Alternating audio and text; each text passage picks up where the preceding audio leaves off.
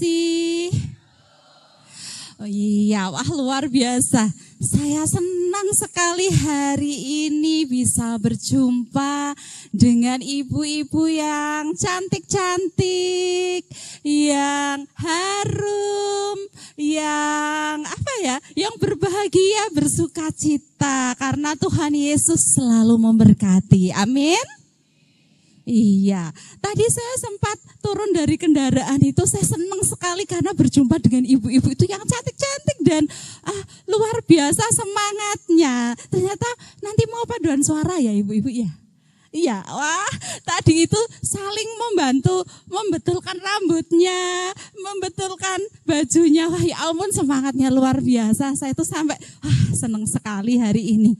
Iya, karena Tuhan Yesus sudah memberkati kita, maka kita akan saling memberi salam pada samping kita, depan, belakang. Kita katakan Tuhan Yesus memberkati, Gusti Yesus berkahi. Yuk kita beri salam. Dah. Tuhan Yesus memberkati, Gusti Yesus berkahi. Tuhan Yesus memberkati, Gusti Yesus berkahi, Gusti Yesus berkahi. Iya, wah luar biasa. Gusti Yesus berkahi itu bahasa Jawa ya, ibu-ibu yang cantik.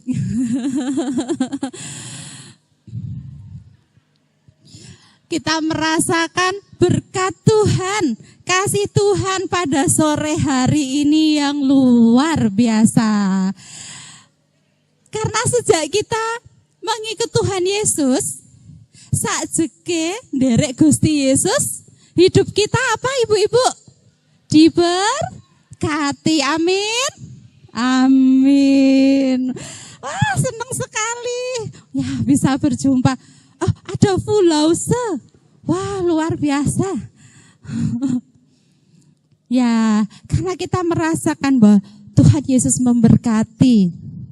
Sejak kita mengikut Tuhan Yesus, sakjeke nderek Gusti, aku tansah diberkati. Haleluya. Kita mau bangkit berdiri ya ibu-ibu. Kita pujikan sakjeke aku nderek Gusti. Boleh berjoget.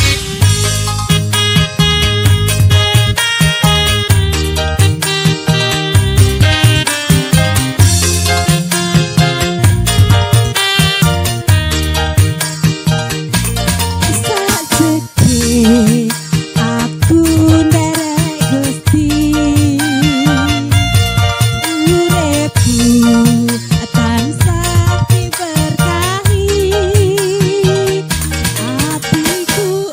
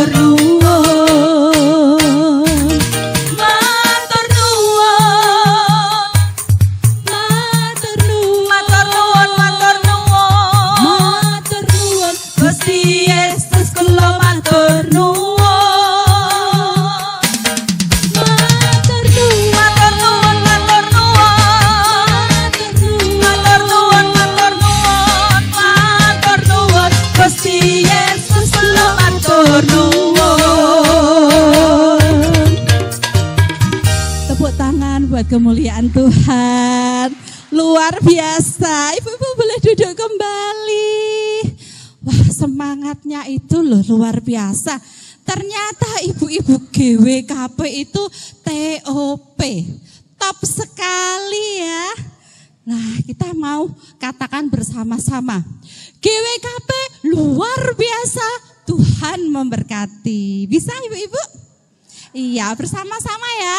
1, 2, 3. GWKP luar biasa, Tuhan memberkati. Iya ibu-ibu, kita akan membuka acara GWKP ini dengan berdoa bersama-sama. Mari kita berdoa, saya hantarkan. Maha besar, Engkau Allah yang agung dan mulia. Engkau Allah yang bertahta dalam kerajaan surga yang mulia. Terima kasih Tuhan atas kasih penyertaan Tuhan yang boleh kami rasakan hari lepas hari. Terbukti Tuhan, Engkau memberkati kami semua dari rumah kami masing-masing, hingga boleh sampai di rumah-Mu ini Tuhan dalam keadaan sukacita dan damai sejahtera. Tuhan, kami juga berdoa teruntuk rekan-rekan kami, ibu-ibu terkasih yang saat ini mungkin masih dalam perjalanan. Mari Tuhan Kau tuntun sehingga boleh sampai di tempat ini dalam keadaan selamat tanpa kurang satu apapun juga. Bagi ibu-ibu terkasih yang saat ini mungkin masih dalam keadaan sakit, mari Tuhan Engkau yang akan menjamah, Tuhan yang akan memberikan kesembuhan. Tuhan Yesus, Engkau yang akan menengok ibu-ibu terkasih satu persatu. Apa beban yang ada dalam diri mereka masing-masing. Tuhan Kau Allah yang maha tahu. Engkau yang akan menolong dan memberkati. Tuhan Yesus, kami mau serahkan Tuhan seluruh kegiatan kami. Dari awal, pertengahan, hingga akhirnya nanti. Hanya di dalam tangan kasih-Mu saja. Hanya di dalam nama Tuhan kami, Yesus Kristus, kami berdoa. Haleluya, amin. Baik ibu-ibu terkasih, masih semangat ya? Iya, kita mau naikkan sebuah pujian. Ya, pujian ini dulu waktu kita masih sekolah minggu sering kita nyanyikan bersama-sama. Ya, sekarang kita ingat-ingat kembali sambil kita memuji Tuhan dengan penuh sukacita. Lagu apakah itu?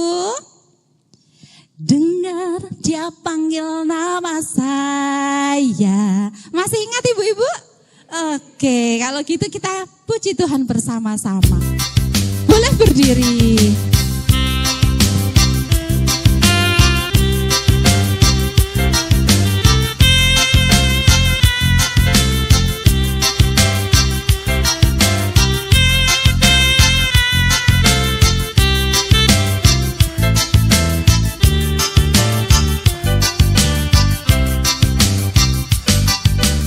Dengar Dia panggil nama saya, dengar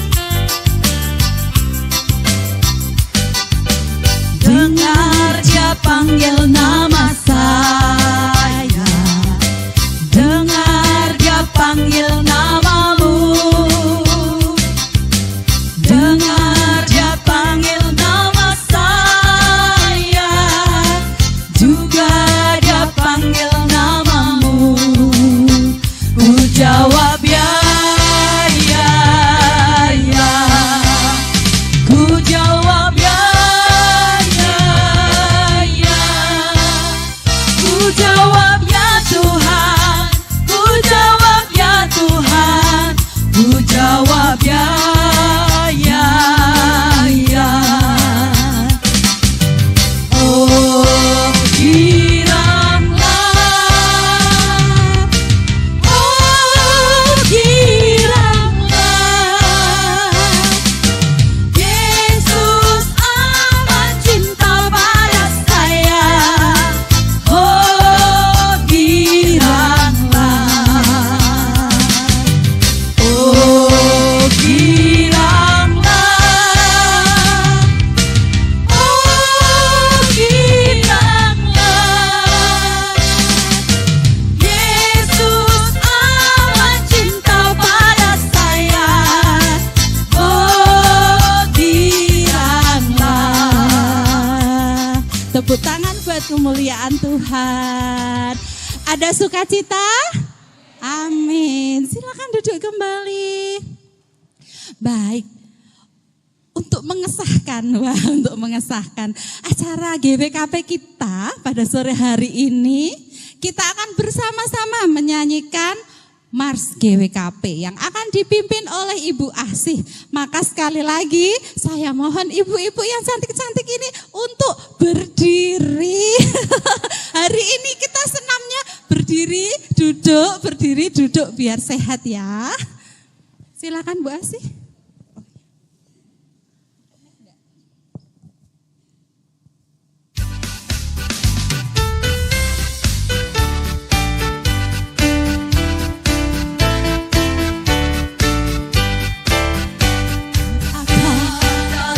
Bertumbuh lebat, berbuah dalam anugerah Tuhan, membina kasih dalam keurapan, wujudkan iman dan pengharapan, bergandeng tangan menjulurkan tangan, bersama gereja Tuhan, tabungan wanita Kristen Pekalongan, pancarkanlah kemuliaan Tuhan.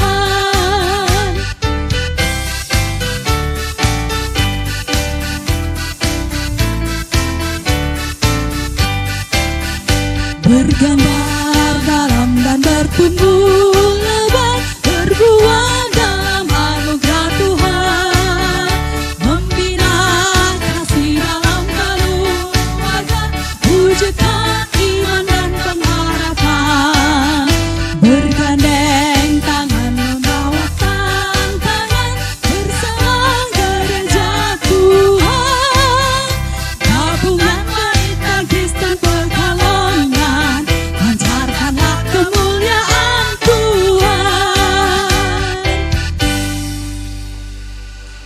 Terima kasih Bu Asih dan juga ibu-ibu semua. Dipersilakan duduk kembali. Nah, untuk acara selanjutnya kita akan mendengarkan paduan suara dari Gereja GPI AKP yang tadi sudah mempersiapkan diri. Dipersilakan boleh mempersiapkan diri sebentar, mungkin iringannya. Iya.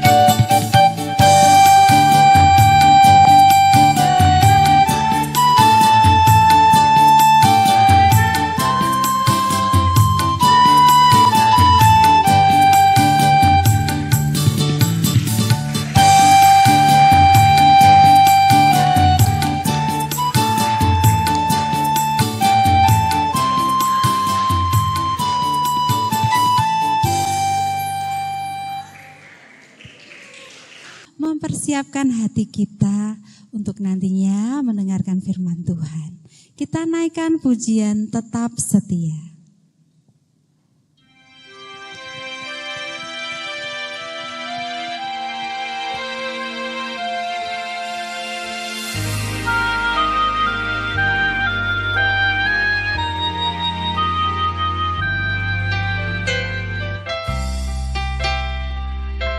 Terima kasih Tuhan buat kasih dan penyertaan-Mu di sepanjang hidup kami.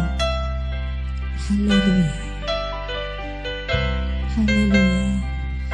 Selidiki aku, lihat hatiku, apakah ku sungguh mengasihi-Mu Yesus. Kau yang Maha tahu dan menilai hidupku, tak ada yang tersembunyi bagimu. Telah kulihat kebaikan-Mu yang tak pernah habis di hidupku. Ku berjuang sampai akhirnya, Kau dapati aku tetap setia. Terima kasih Tuhan Yesus, Engkau Allah yang senantiasa mengasihi kami. Inilah hidup kami Tuhan, pakailah kami Tuhan. Selidiki aku, lihat hatiku, apakah ku sungguh mengasihi-Mu Yesus. Kau yang Maha tahu dan menilai hidupku, tak ada yang tersembunyi bagimu. Telah kulihat kebaikan-Mu yang tak pernah habis di hidupku. Ku berjuang sampai akhirnya, Kau dapati aku tetap setia. Untuk waktu kami persilakan kepada Bapak Pendeta Dwi Arko Mursito.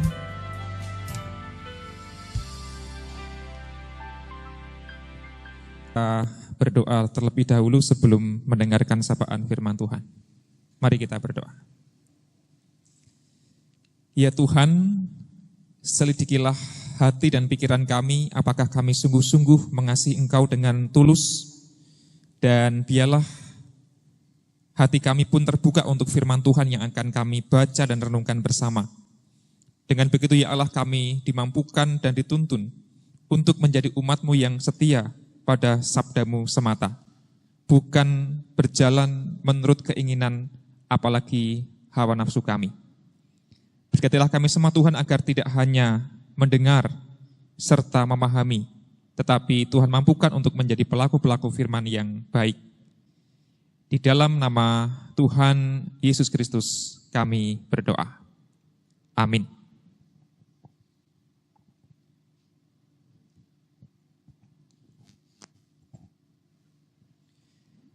Baik ibu-ibu yang terkasih di dalam Tuhan, karena di sini semuanya adalah perempuan, atau nama resmi yang dipakai oleh PKS adalah GWKP gitu ya, Gabungan Wanita Kristen Pekalongan, karena mayoritas adalah wanita.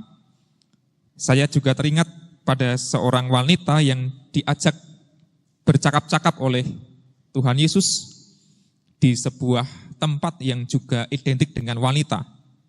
Tempat itu bernama Sumur Yakub. Orang Jawa punya istilah perempuan atau wanita itu salah satu daerah kekuasaannya itu adalah sumur gitu ya. Konco wingking itu kan ada di belakang. Nah, sumur itu biasanya ada di belakang rumah. Nah, seorang perempuan Samaria yang diajak bercakap-cakap oleh Tuhan Yesus dikisahkan oleh Injil Yohanes pasal yang keempat. Saya ambil bagian yang akan menjadi refleksi kita pada sore hari ini. Yohanes 4 ayat 20 sampai 24. Mari Bapak Ibu silakan dibuka Alkitabnya. Akan saya bacakan menurut Alkitab terjemahan baru edisi yang kedua. Yohanes 4 ayat 20 sampai 24. Cuplikan percakapan antara Tuhan Yesus dengan seorang perempuan Samaria di Sumur Yakub. Beginilah kisahnya. Nenek moyang kami menyembah di atas gunung ini, tetapi kamu katakan bahwa Yerusalemlah tempat orang harus menyembah. Kata Yesus kepadanya, percayalah kepadaku ibu, saatnya akan tiba bahwa kamu akan menyembah Bapa, bukan di gunung ini, dan bukan juga di Yerusalem. Kamu menyembah apa yang tidak kamu kenal, kami menyembah apa yang kami kenal. Sebab keselamatan datang dari orang Yahudi. Namun saatnya akan tiba dan sudah tiba sekarang, bahwa penyembah-penyembah benar akan menyembah Bapa dalam roh dan kebenaran. Sebab Bapa mencari orang-orang yang menyembah Dia secara demikian. Allah itu roh, dan siapa saja yang menyembah Dia harus menyembahnya dalam roh dan kebenaran. Saya ulangi ayat yang terakhir, ibu-ibu yang terkasih, Allah itu roh dan siapa saja yang menyembah Dia harus menyembahnya dalam roh dan kebenaran. Demikian pembacaan firman Tuhan. Yang berbahagia ialah kita semua yang mendengarkan dan yang memelihara sabda Tuhan dalam hidup sehari-hari. Saya hendak mengawali dengan sebuah buku yang ditulis oleh seorang teolog bernama Gary Thomas. Minta tolong ditampilkan, Mbak Vika. Tema yang saya angkat menjadi renungan sore ini adalah jalan menuju Tuhan. Menurut seorang teolog, gambar berikutnya, next, Gary Thomas, dia menulis sebuah buku berjudul Sacred Pathways. Ada 9 jalan untuk bisa menuju Tuhan. Ada 9 jalan untuk bisa terhubung, terkoneksi dengan Tuhan. Atau sederhananya adalah ada 9 cara yang bisa kita tempuh agar kita bisa berjumpa, merasakan hadirat Tuhan. Saya yakin di antara kita semua yang hadir pada sore hari ini, tidak ada yang seragam, hanya ada 1 cara, tetapi ada 9 cara. Nanti kita bisa berefleksi Bapak, Ibu, dan Saudara, kira-kira saya termasuk tipe yang jalannya atau caranya itu yang mana? Semua cara benar, semua cara boleh, semua cara itu sah. Dan biasanya orang akan lebih cocok pada cara tertentu dan tidak terlalu cocok dengan cara yang lain. Dan biasanya lebih dari 1 cara, lebih dari 1 jalan untuk bisa berjumpa dengan Tuhan. Mungkin ada yang sudah pernah membaca atau mendengar ulasan tentang ini. Tidak apa-apa. Jalan yang pertama, next. Disebut tipenya itu tipe naturalis. Orang-orang yang bisa terkoneksi, terhubung dengan Tuhan ketika dia berada di alam terbuka. Orang-orang seperti ini biasanya suka kalau ibadah padang gitu ya. Entah ibadah di pinggir pantai, ibadah di tengah hutan, atau di sebuah bukit. Pokoknya jangan dalam ruangan, tapi membuat orang itu bisa merasakan alam yang indah. Justru dengan begitu, orang dengan tipe 1 ini bisa merasakan Tuhan dengan lebih baik. Atau orang-orang yang hobinya hiking, hobinya mendaki gunung, dia tidak perlu berdoa, beribadah, bernyanyi, cukup dengan melihat pemandangan alam yang indah, kemudian dia bisa merasakan, wah betapa Tuhan itu luar biasa. Ciptaannya sungguh indah. Dan orang itu kemudian bisa bangkit imannya. Saya yakin ada di antara Bapak Ibu yang tertolong dengan cara yang demikian. Yang kedua, ada orang dengan tipe sense gitu ya. Indra, panca indera. Biasanya adalah soal apa yang dilihat, apa yang didengar, termasuk apa yang disentuh sebenarnya. Orang-orang yang bisa berjumpa dengan Tuhan melalui misalnya seni dan musik, melihat dekorasi, melihat ornamen yang indah, mendengarkan musik yang indah, baru kemudian dia bisa merasakan Tuhan dengan sungguh-sungguh. Seni yang indah, musik yang indah bisa steers itu, kalau mobil kan ada setirnya ya, mengendalikan atau menuntun atau membuat dia menuju kepada Tuhan. Maka jangan pernah menyepelekan kalau di gereja itu ada ornamen-ornamen, dekorasi. Orang-orang tipe ini akan terbantu dengan keindahan. Mungkin teman-teman yang gereja Katolik itu dimanjakan dengan ornamen gereja yang indah, patung-patung, simbol-simbol yang menyenangkan bagi mereka. Apalagi kemudian ada gereja yang musiknya tuh indah banget, membuat bernyanyi menjadi semakin tergugah hatinya. Nah, orang-orang seperti ini perlu ditolong dengan keindahan-keindahan yang dilihat, yang didengar, dan seterusnya, dan seterusnya. Orang yang perlu sense, perlu indera untuk bisa berjumpa dengan Tuhan. Yang ketiga, ada orang-orang yang tipenya tradisionalis, bisa menghayati Tuhan dengan maksimal, dengan baik kalau ada ritualnya, ada disiplinnya, ada tradisinya, ada simbol-simbolnya, lengkap. Orang-orang yang sangat terbantu dengan disiplin disiplin rohani misalnya gitu, puasa, berdoa rutin, kemudian simbol-simbol dijalankan dengan rapi, warna-warna liturgis harus akurat, kemudian banyak sekali ritual yang dikerjakan oleh gereja. Kita sedang ada di minggu-minggu Prapaskah, ada orang-orang yang sangat terbantu dengan ritual Rabu Abu, Prapaskah 1, dan seterusnya, Minggu Palma, Kamis Putih, Jumat Agung, Sabtu Sunyi, Minggu Paskah. Nah, dengan tradisi semacam itu kemudian kita bisa berjumpa dengan Tuhan. Kalau itu dihilangkan atau dijalankan dengan sembarangan, ada yang kurang, ada yang hilang. Kalau ibadah kok warna liturgisnya kok nggak pas, nah itu orang-orang dengan tipe ini akan terganggu. Harusnya kan ungu Prapaskah, tapi kok ini malah putih misalnya gitu ya. Nah ini orang-orang yang tipe tradisionalis. Atau melestarikan warisan gereja zaman dulu sampai sekarang. Orang-orang yang kalau ada perubahan itu, jangan diubah-ubah, sudah bagus, sudah penak, sejak dulu begini kok tidak diubah. Di GKJ itu terkenal dengan perubahan, kalau pas perjamuan itu dari tuwung menuju ke sloki. Bapak Ibu yang bukan GKJ persot, mengerti tuwung enggak ya? Tuwung ya, tuwung itu cawan perjamuan. Dulu di GKJ itu wajib pakai tuwung, pakai cawan. Jadi minum anggurnya itu celeguk gitu gantian. Nah, suatu saat GKJ memutuskan diganti dengan gelas-gelas kecil itu, sloki gitu ya.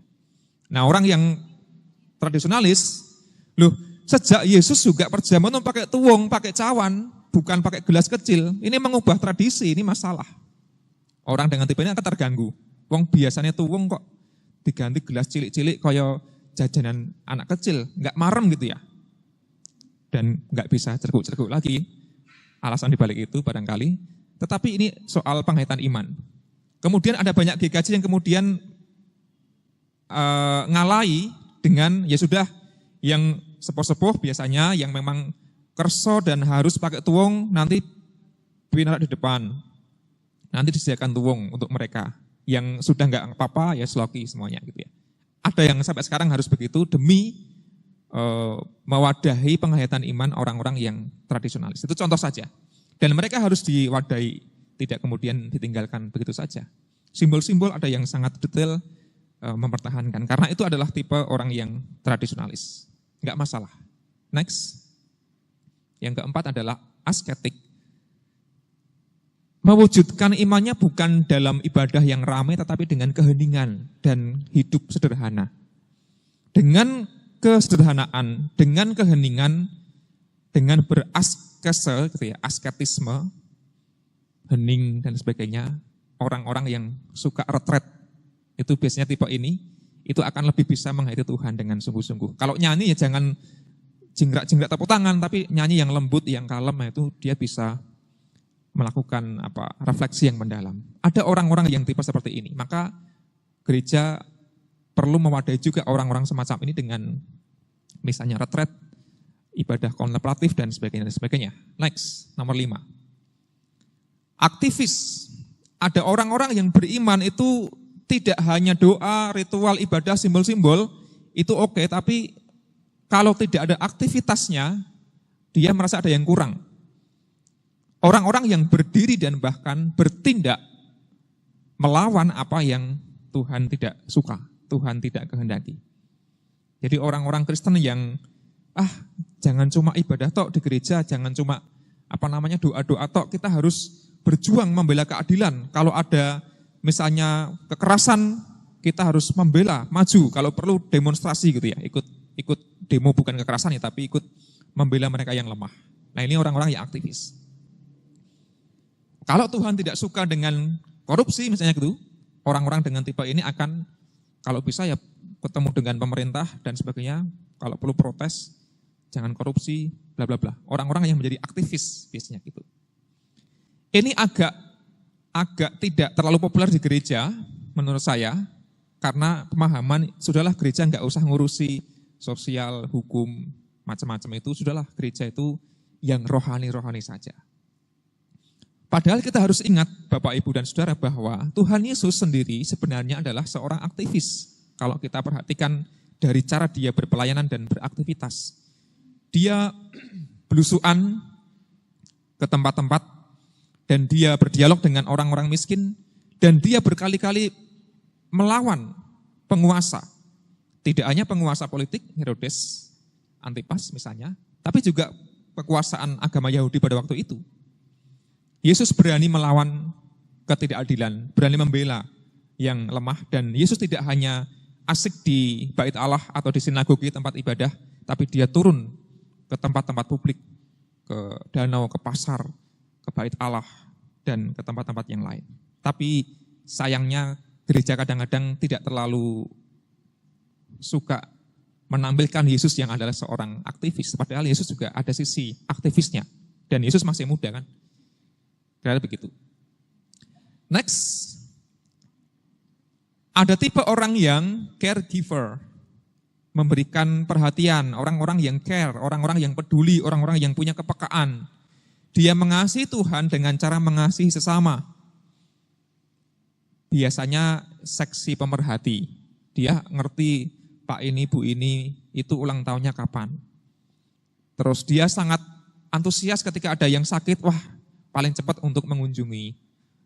Ada orang yang bermasalah, dia paling cepat untuk punya kepekaan dan kemudian mengunjungi, menyapa, dan berdialog.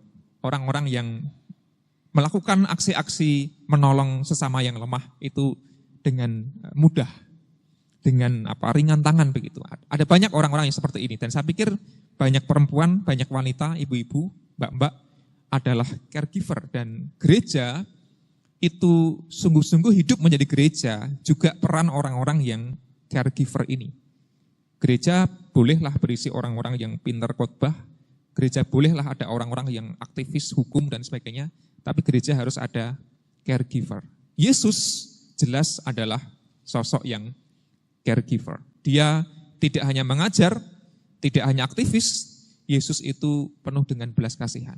Dia mengunjungi, menyapa orang-orang yang lemah. Dan jelas itulah yang dikerjakan oleh Tuhan Yesus. Nomor 7, entusias, orang-orang yang suka dengan misteri di dalam ibadah, dalam selebrasi. Biasanya orang-orang yang senang dengan perayaan-perayaan. Paling rajin ikut ibadah GWKP. Nah itu siapa? Itu tipenya entusias.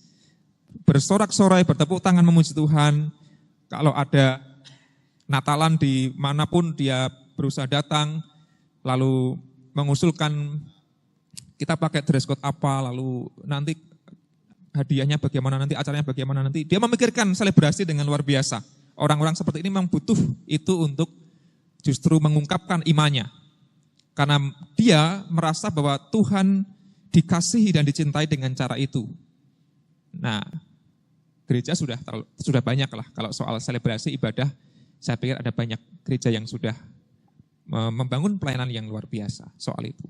Yang kedelapan,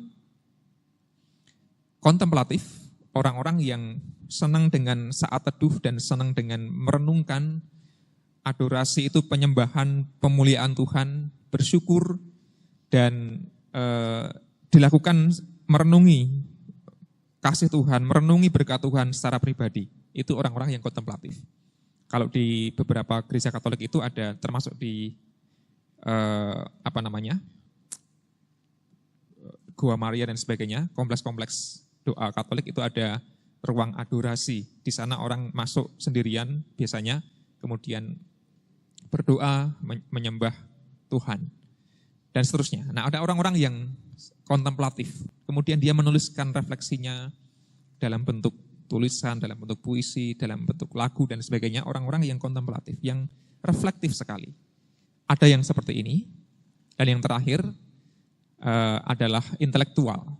Orang-orang yang bisa terhubung dengan Tuhan, kalau dia studi, dia belajar lebih lanjut tentang siapa Tuhan dan apa yang diajarkan, apa yang menjadi jalan Tuhan. Orang-orang yang tidak hanya puas kalau hanya mendengar khotbah, renungan, doa, tapi dia harus baca buku teologi misalnya gitu, baca artikel-artikel ilmiah, kemudian dia bisa semakin mantap, harus memakai olah intelektual, harus bisa di logika, baru kemudian imannya itu bertumbuh. Nah Bapak Ibu yang terkasih, itulah 9 jalan yang menurut Gary Thomas ditempuh untuk terhubung, terkoneksi dengan Tuhan.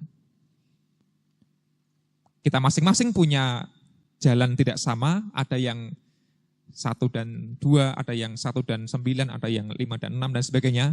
Mana yang paling cocok, barangkali itu yang dikembangkan. Dari sini kita kemudian bisa belajar dari percakapan Yesus dengan perempuan Samaria, yang waktu itu Bapak Ibu, kalau Yesus itu katakanlah Yahudi, Samaria itu jelas Samaria, bangsa yang berbeda, bangsa yang bermusuhan sekian lama, dan mereka sudah punya tradisi sejarah, ibadahnya pun beda, tempatnya beda, gunungnya beda, ritualnya beda. Yesus mewakili kaum Yahudi, laki-laki, ibu kotanya di Yerusalem, gunungnya di Bukit Sion, ritualnya ritual Yahudi.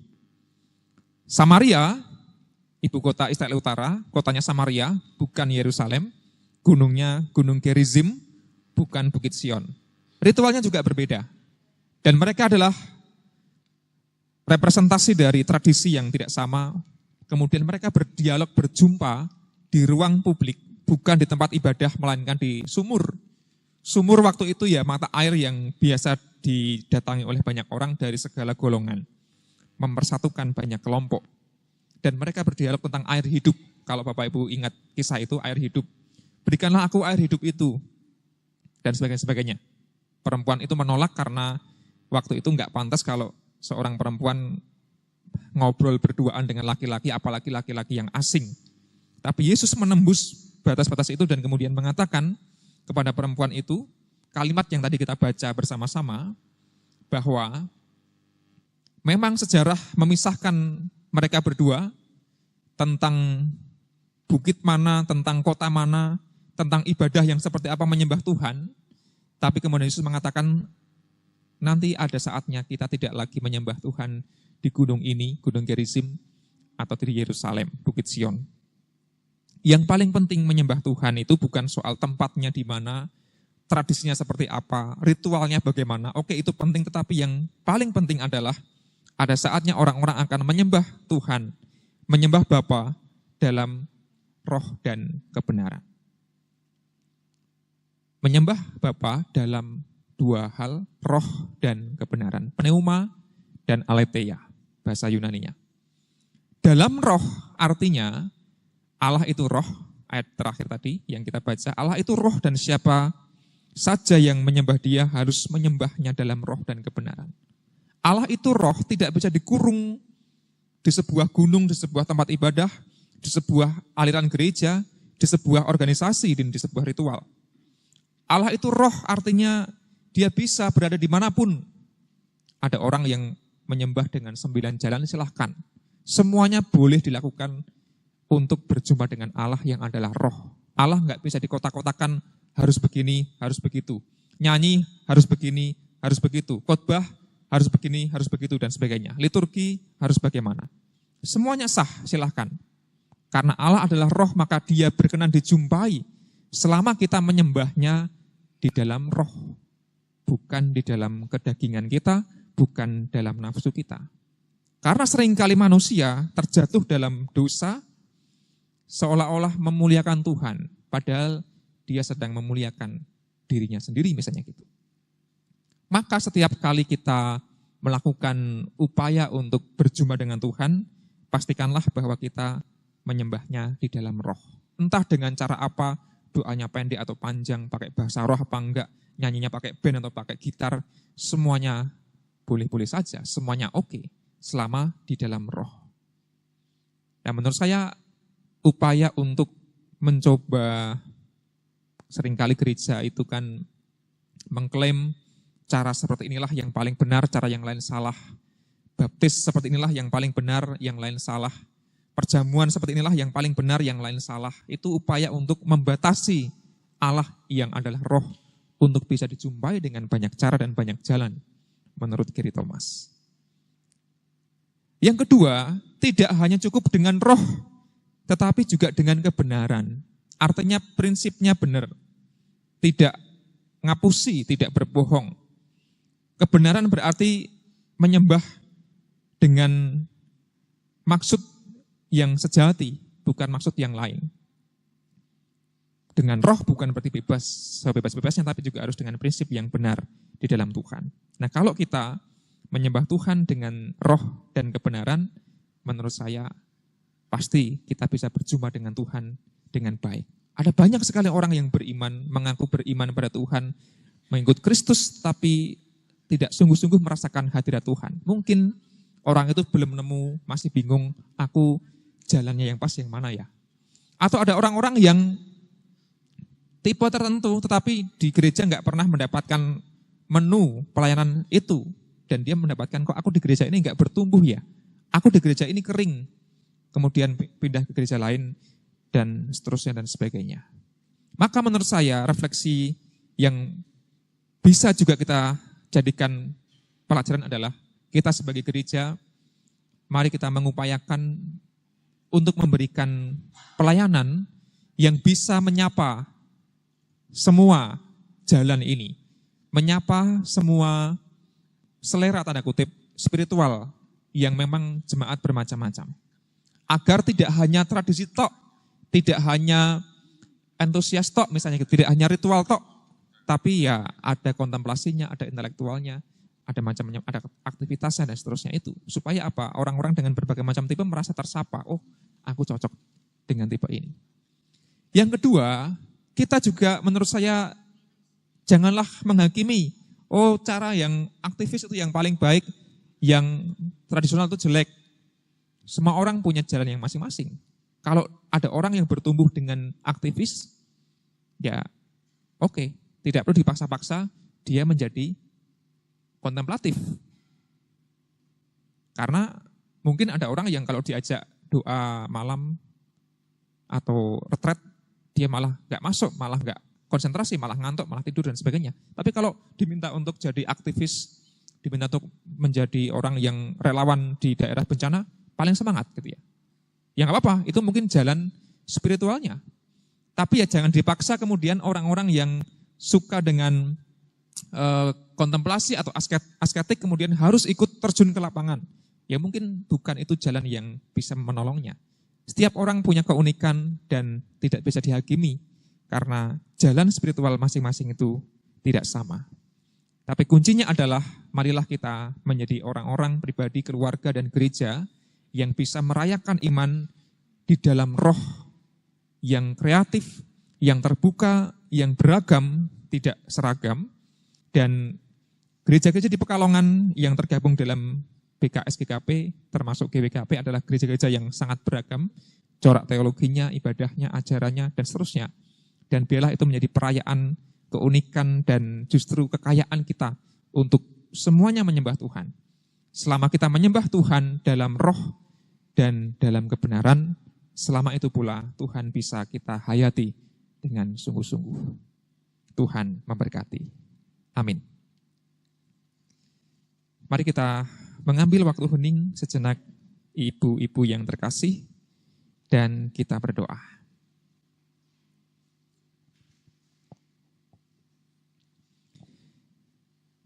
Ya Allah yang adalah roh, kami percaya bahwa Engkau adalah Allah yang maha hadir, dan Allah yang berkenan dijumpai dengan berbagai cara dan berbagai jalan.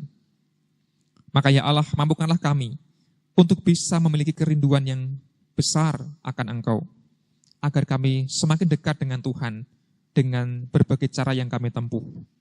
Dan kami sebagai gereja, ajarlah kami untuk bisa saling menghargai berbagai kebiasaan, berbagai model, berbagai jalan yang ditempuh dan dikembangkan oleh masing-masing gereja, bahkan masing-masing umat Tuhan. Dengan begitu ya Allah, kami akan bisa menyembah-Mu dalam roh dan kebenaran.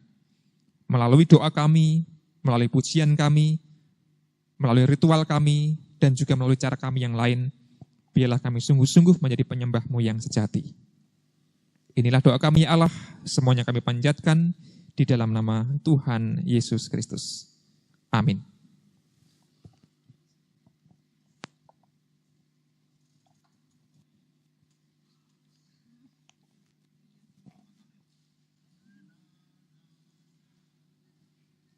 Terima kasih Bapak Pendeta Dwi Argo Mursito yang telah menyampaikan firman Tuhan. Kiranya firman ini dapat semakin menguatkan iman kita.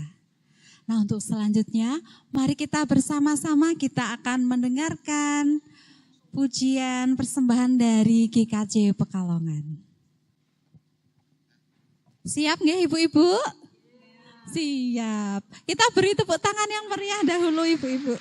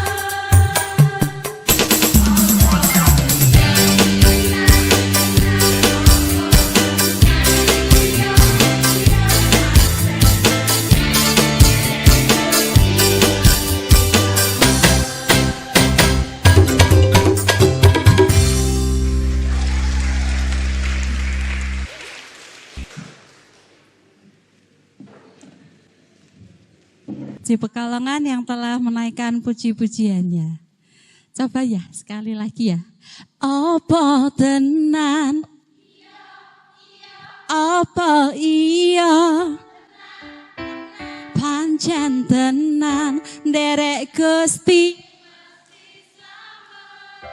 Luar biasa. Apa iya? Apa tenan? Pancen tenan derek Gusti. Luar biasa. Iya ibu-ibu, tiba saatnya kita akan menaikkan doa-doa syafaat kita kepada yang bertugas perwakilan dari GKBI, kemudian dari GPDI Raja Wali, dan dari Gereja Advent. Dipersilahkan.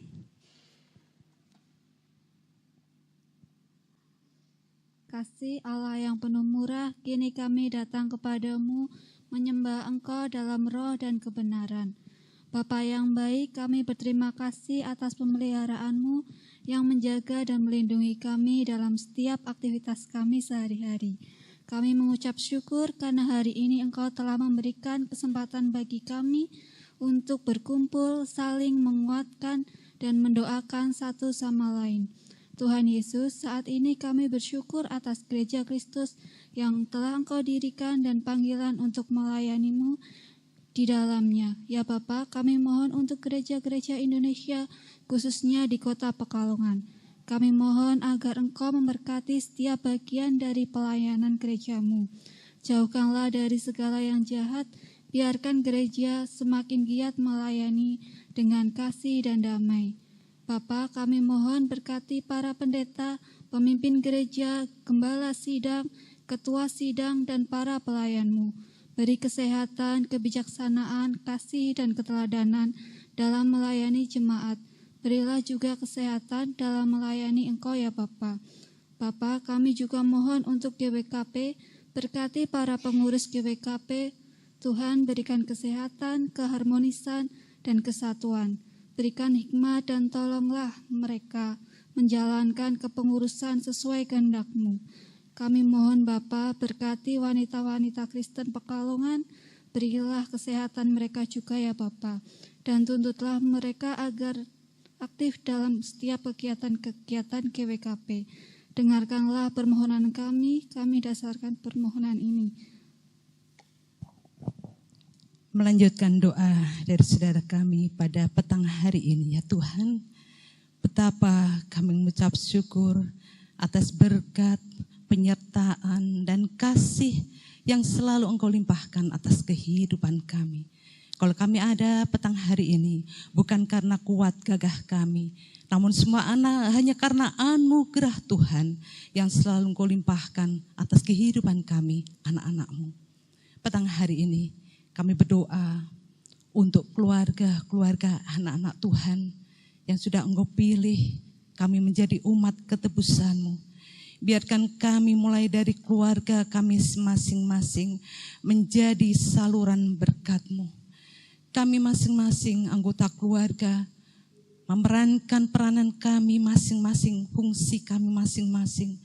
Mulai dari kepala keluarga, seorang suami yang menjadi kepala bagi keluarganya, yang menjadi pendidik bagi anak-anaknya, yang menjadi pengasih bagi istrinya. Tuhan, biarkan para suami, para ayah, para kepala keluarga boleh menjalankan fungsi dan tugasnya dengan takut akan Engkau, dengan berpedoman pada firman Tuhan. Tiap langkah, ucapan, tutur kata, perbuatan yang dilakukan menjadi contoh bagi anak-anaknya. Demikian juga buat seorang istri, menjadi pendamping, menjadi penolong bagi suami dan pendidik bagi anak-anak mereka. Tuhan, khususnya kami yang ada pada malam hari ini sebagai seorang ibu. Biar Engkau memberikan kepada kami roh kebijaksanaan dari surga, menjadi seorang ibu yang menjadi teladan bagi anak-anak kami, sehingga kami dapat membawa anak-anak kami dekat kepada Engkau. Sedari kecil kami boleh membawa anak-anak kami setia kepada Tuhan, selalu berdoa untuk anak-anak dan suami kami Tuhan, supaya anak-anak kami dari kecil semakin dewasa, semakin sampai tua, anak-anak kami boleh selalu hidup dekat kepada Engkau.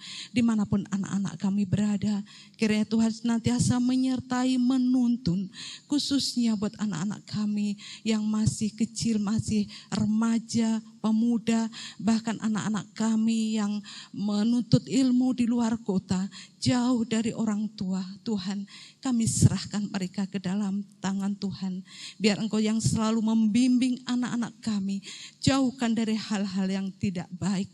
Biar anak-anak kami senantiasa setia kepada Engkau dimanapun berada. Demikian juga dengan anak-anak kami semua menghormati kedua orang tuanya, terlebih lagi menghormati Tuhan, maka hidup anak-anak kami akan diberkati oleh Tuhan. Demikian doa kami untuk keluarga anak-anak Tuhan. Di dalam nama Tuhan Yesus Kristus kami sudah berdoa. Untuk menyambung doa anak-anak-Mu ya Tuhan, pada sore hari ini kami datang khususnya untuk mendoakan pemerintah kami, negara kami yang kami cintai, dari bawah hingga dari pusat. Tuhan berkati dalam kesehatan, Tuhan berikan hikmat kebijaksanaan dari surga, sehingga mereka boleh memimpin, bekerja, melakukan setiap tugas dan tanggung jawab mereka sesuai dengan kehendak Tuhan. Tuhan, biarlah Roh Kudus Tuhan yang menuntun mereka, sehingga mereka selalu takut akan Tuhan. Dan bangsa dan negara kami Tuhan boleh dimajukan dalam perekonomian. Kami boleh saling menghormati satu sama lain. Terlebih ya Tuhan, dapat meningkatkan persatuan dan kesatuan kami di dalam bersosial, bahkan di dalam beragama. Dan kami juga Tuhan masih diberikan izin untuk kebebasan dalam beragama, untuk memuji memuliakan nama Tuhan. Dan itu semuanya Tuhan, kami tidak lupa bersyukur. Itu semua oleh karena berkat dan kemurahan Tuhan. Kami juga berdoa ya Tuhan, khususnya untuk pemerintah kota Pekalongan, dari bayi, anak-anak, remaja, bahkan dewasa. Tuhan berkati dalam kehidupan mereka, di dalam kesehatan, dalam setiap rumah tangga, di dalam mencari pekerjaan, bahkan di dalam pendidikan anak-anak. Tuhan berkati mereka, sehingga kota Pekalongan ini Tuhan, boleh Tuhan berkati, dapat meningkatkan kesejahteraan kami, di dalam perekonomian kami. Terlebih kami boleh meningkatkan iman kami untuk lebih dekat, lebih setia di hadapan Tuhan. Bapa yang baik, masih banyak lagi Tuhan permohonan kami, tetapi Tuhan terlebih dahulu sudah mengetahuinya. Segala doa kami ini, segala permohonan kami Tuhan, biarlah kehendak-Mu yang jadi, bukan kehendak kami. Di dalam nama Yesus kami berdoa dan mengucap syukur. Amin.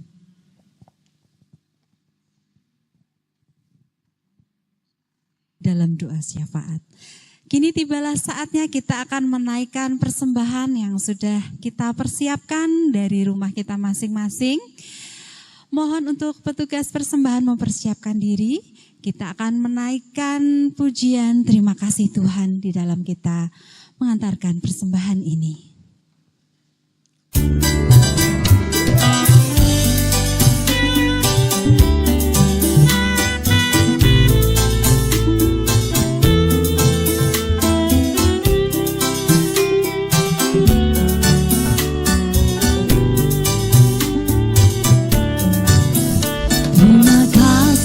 Tuhan, untuk kasih setiamu yang ku alami.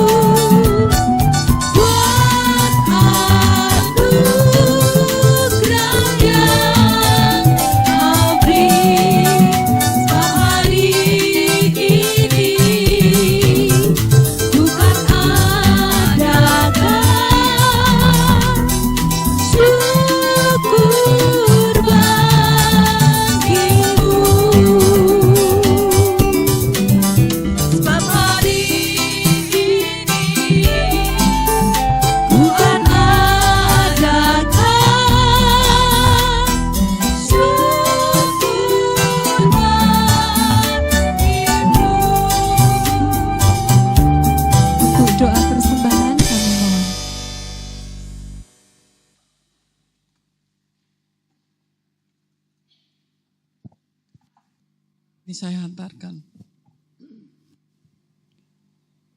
Syukur kepadamu ya Allah, karena kebaikan-Mu sampai saat ini. Terima kasih Engkau telah tuntun di dalam kami mendengarkan firman Tuhan. Biarlah firman yang baru saja kami dengar menjadikan pelita bagi hidup kami, terkhusus bagi diri kami dan saudara-saudara kami. Saat ini pula Tuhan, kami haturkan persembahan kepadamu. Tolong Tuhan terima dengan kuasa kasih-Mu. Dan kami bersyukur Engkau juga akan urapi saudara kami yang mengelola persembahan ini. Tuhan berikan yang terbaik. Singkirkan dari segala yang tidak Kau kehendaki. Biarlah kehendak Tuhan yang akan terjadi. Terima kasih Tuhan, berkat-berkat yang telah Kau limpahkan kepada kami. Dan kami juga serahkan dan kami sandarkan hidup kami selanjutnya di dalam tangan kuasa kasih-Mu. Kami percaya Tuhan, Engkau akan tuntun, pimpin dalam hidup kami selanjutnya. Ada banyak dosa dan salah yang telah kami perbuat di dalam kami bersembah maupun di dalam kehidupan kami yang telah kami lalui. Tolong Tuhan ampuni. Kami serahkan Tuhan semua doa sembahyang kami saat ini hanya di dalam nama Tuhan Yesus Kristus. Amin.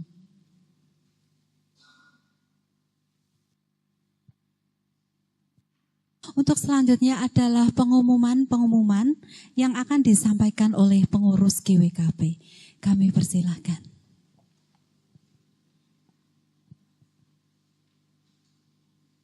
Ini bulan Maret